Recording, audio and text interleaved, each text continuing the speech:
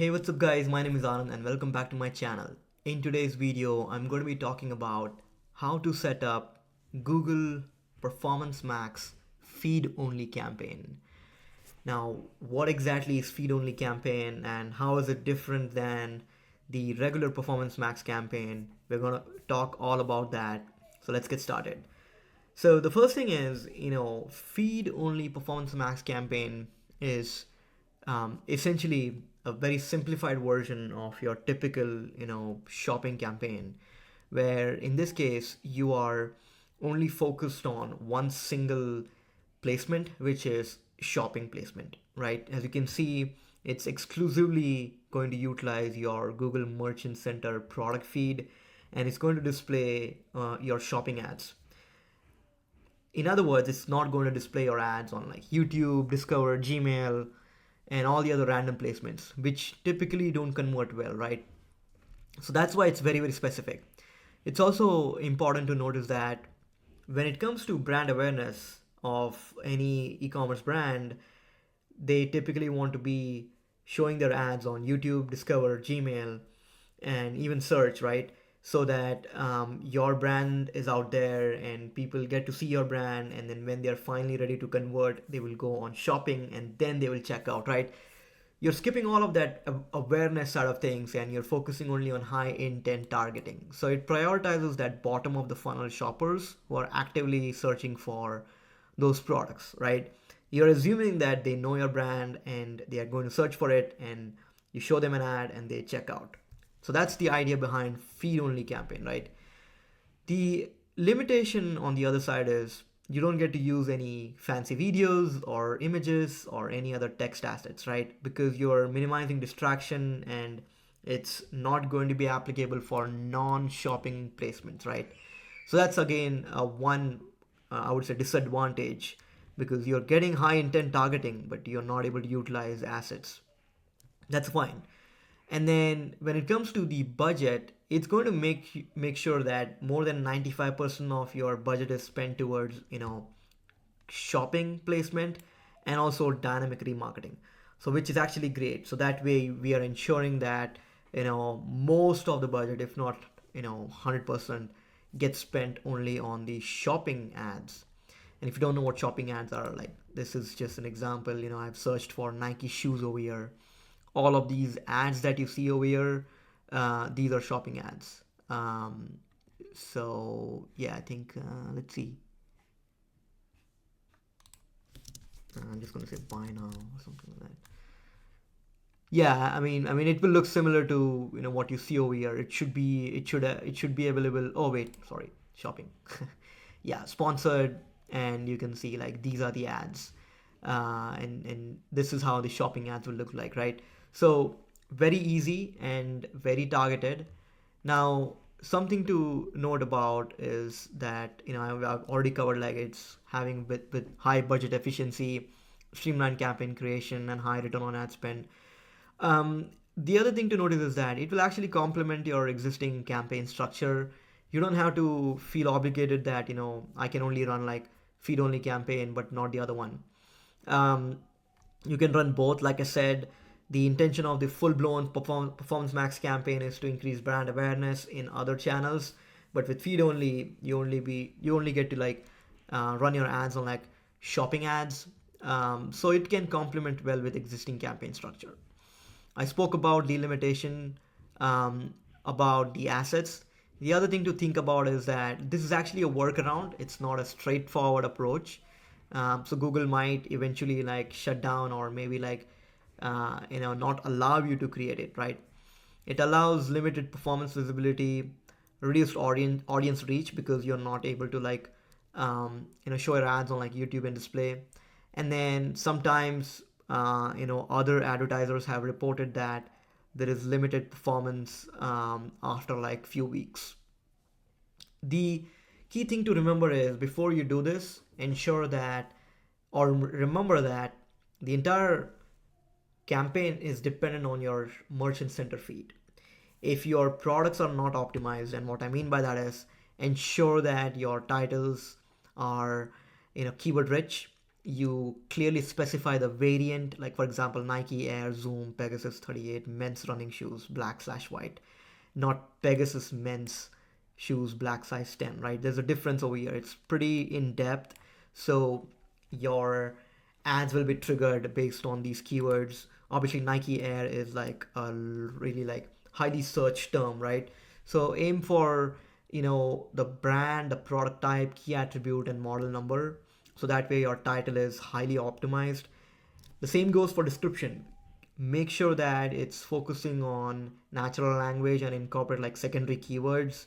Keep it under 1000 characters, but aim for at least 500 for maximum, relevant signals. Because remember, when someone is searching for it, the entire shopping ad is going to be dependent on what keywords is in your feed, right? So optimizing your product titles and description is super critical. The other thing is to notice is, as you can see, really high quality, clean images, right? So ensure that your product images are of high resolution on a white background. Again, obviously they're following really nice best practices over here. They are a big brand, but we can learn from them, right? So on a white background, include multiple angles and lifestyle shots where possible. So let's see. Well, when you click on this ad, it will obviously take you to the product page, but you can see like, typically this should have multiple product images. Or wait, why is it not loading? It should have like, yeah, look at that. Wow, it took some time. Anyways, it has like multiple angles of the shoes, and also ideally it should have like a lifestyle image, like someone actually wearing the shoes and how it looks. Anyways, that's the main point. And then obviously the backend side of things like GTI and MPN, SKU number, like these are all important. Pricing needs to match. All of these, miscellaneous information that is going inside your feed needs to be added, so that way there are no errors on the merchant center side. So I'll show you an easy way on how to do it in the actual Google Ads account, but you can also do it through Google Merchant Center. The only main thing to remember is when you are creating this campaign, ensure that you disable auto generated assets. Otherwise, Google will end up using the data from your URL and the images and the content from your product page, and it will start creating its own assets and display it in non-shopping placements. Google is very smart about doing that. So disable auto generated assets. It should be in your campaign settings, and you can just uncheck that box. The other thing is, when you are done setting up the campaign, ensure that you are using your location to presence instead of, interest. So that way you're very specific on where your ad needs to be triggered. You can make use of the language settings, and I highly recommend using audience signal, which is keywords and audience signals such as in-market audiences. So that way you're able to target them properly. When you add website visitors, you are essentially kind of running website dynamic remarketing. So that's an important thing to note with feed-only campaign. So take advantage of website visitors, so that way you are able to retarget them. All right, so we spoke about how to set it up. The other optimization area is your actual product selection. You can actually split your overall feed based on different groups. So you can create like strategic groups based on performance, historical performance, margin, seasonality. You can exclude like low performing products from it, and you can set bidding strategies such as maximize conversions or targeted return on ad spend. All right, once you're done, optimize and monitor. So there is actually a script which I'll share it in the link, which will allow you to get a split of where your placements were and where your ads were displayed. It gives you more insights rather than the standard reporting that Google Ads provide. Obviously, audit your feed, especially Google Merchant Center, A/B test, and then refine your audience. So those are some optimization steps, and then few things to think about when it comes to troubleshooting issues. These are like receiving like, asset required messages. Campaign shows unexpectedly low impression share. So you can maybe increase your budget or bids to improve your auction competitiveness. Ads not appearing in non-shopping, or ads appearing in non-shopping placements, which I mentioned, that is mainly because you might have enabled automatically created assets. So ensure to pause it. And then performance declining after initial success. This is basically because Google is pushing towards full funnel optimization. You can create a fresh campaign, or you can change the product feed so that way this workaround still working, right? So that's a high level on how to set up feed-only Performance Max campaign. I'm gonna quickly show you how to do that. It's super simple. This is an ad account that I have access to. Under your campaign, click on asset group, and when I say campaign, this is a Performance Max campaign. Click on asset group. On the left side, you will see a plus button. Let's see. Yep, there's there. You can click on it.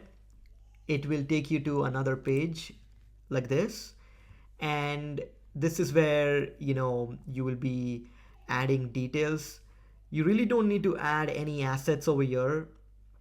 You simply need to skip all of this, name your asset group, and then choose the all products or whichever merchant center feed that you have. Choose that feed, and that's it. There is literally nothing else going on in terms of adding new assets or adding new images or videos, and then hit save. That's it. It's as simple as that. And then, as I mentioned earlier, in your campaign settings over here, you just need to change your settings to exclude or not include any automatically created assets. So that's pretty much it, guys, in terms of how to set up feed-only Performance Max campaign. Let me know if you have any questions. Make sure to like, subscribe to my channel, and I'll see you next time. Thank you.